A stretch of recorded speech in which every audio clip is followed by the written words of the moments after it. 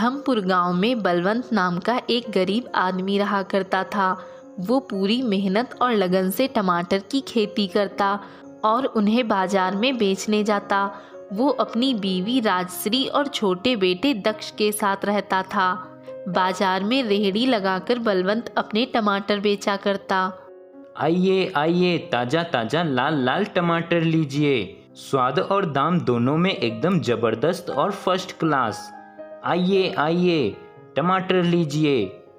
बलवंत टमाटर वाला, बलवंत टमाटर वाला, आइए आइए, ताज़े रसीले टमाटर लीजिए। अरे वाह, ये तो वाकई में बढ़िया टमाटर लग रहे हैं। आहा, वाह भाई वाह। बलवंत भाई, मुझे ये 4 किलो टमाटर दे दो।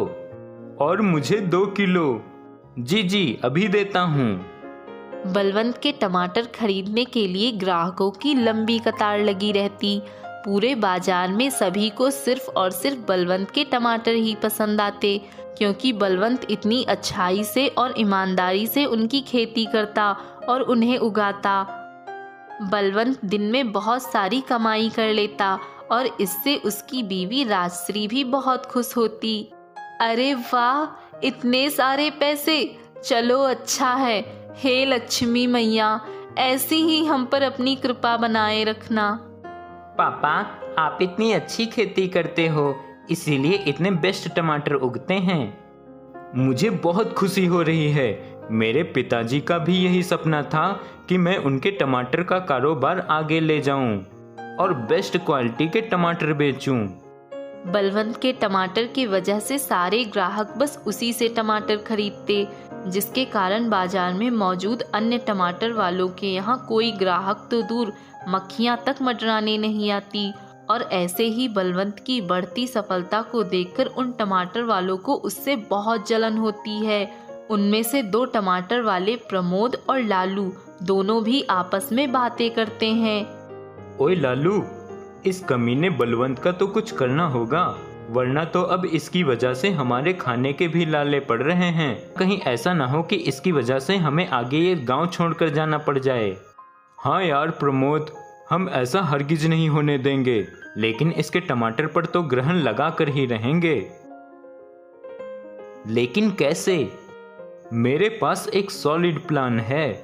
लालू प्रमोद को पूरा प्लान बताता है और फिर मुस्कुराते हुए प्रमोद सिर हिलाते हुए सहमति देता है।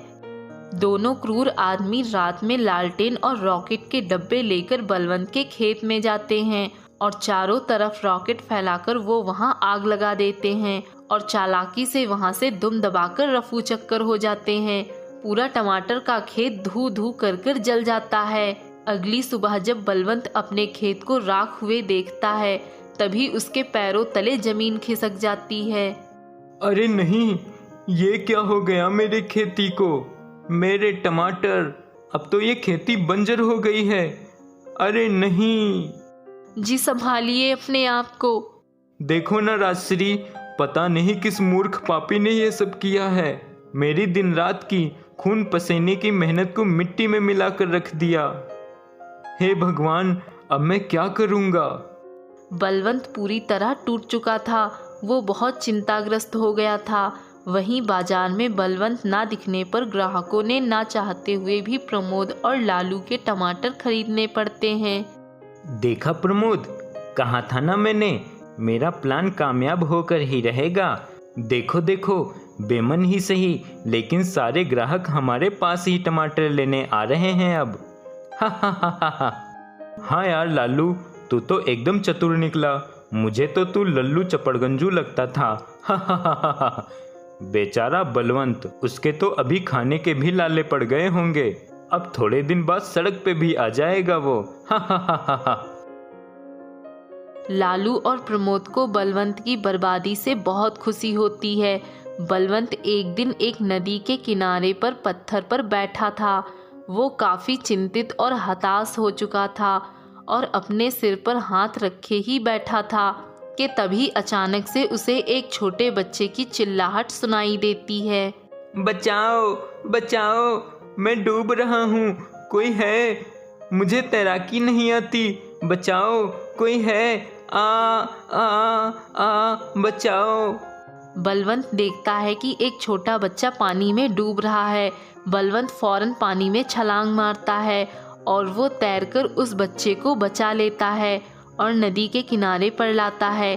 तभी वो बच्चा एक देवता में परिवर्तित हो जाता है। ये दृश्य देख बलवंत के होश उड़ जाते हैं और वो एकदम से चकित हो जाता है। देवता जी आप? बलवंत देवता को प्रणाम करता है। आयुष्मान भव।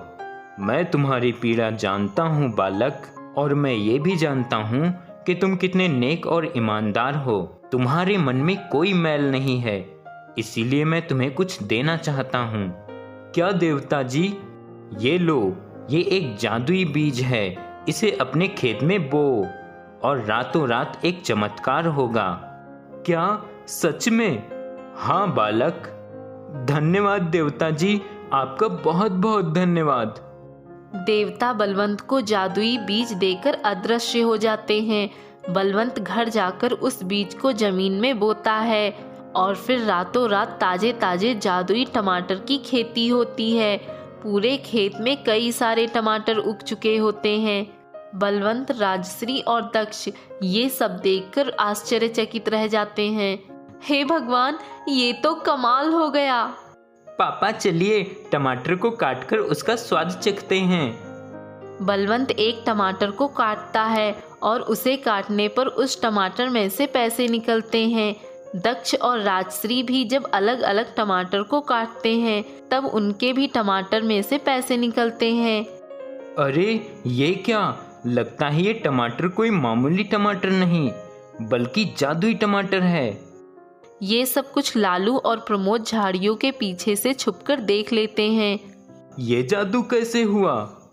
जो भी हो, ये वक्त ये सोचने का नहीं है कि जादू कैसे हुआ, बल्कि ये सोचने का है कि अब हम इन जादुई टमाटर को कैसे चुराएं।